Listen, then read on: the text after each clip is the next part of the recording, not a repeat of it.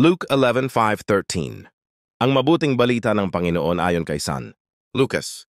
Noong panahong iyon, sinabi ni Jesus sa kanyang mga alagad, "Ipalagay natin na ang isa sa inyo'y nagpunta sa isang kaibigan isang hating gabi at nagsabi, 'Kaibigan, bigyan mo muna ako ng 3 tinapay.' Dumating kasi ang isa kong kaibigang naglalakbay at wala akong maihain sa kanya. At ganito naman ang sagot ng kanyang kaibigan sa loob ng bahay, 'Huwag mo nga akong gambalain.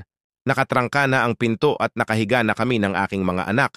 Hindi na ako makababangon pa upang bigyan kita ng iyong kailangan.' Sinasabi ko sa inyo, hindi man siya bumangon dahil sa kanilang pagkakaibigan, babangon siya upang ibigay ang hinihingi ng kaibigan sa pagpupumilit nito. Kaya sinasabi ko sa inyo, humingi kayo at kayo'y bibigyan, humanap kayo at kayo'y makasusumpong. Kumatok kayo at ang pinto'y bubuksan para sa inyo, sapagkat tumatanggap ang bawat humihingi. Nakasusumpong ang bawat humahanap, at binubuksan ang pinto sa bawat kumakatok. Kayong mga ama, bibigyan ba ninyo ng ahas ang inyong anak kung humihingi ng isda? Bibigyan ba ninyo siya ng alakdan kung siya'y humihingi ng itlog? Kung kayong masasama ay marunong magbigay ng mabubuting bagay sa inyong mga anak, gaano pa kaya ang inyong amang nasa langit?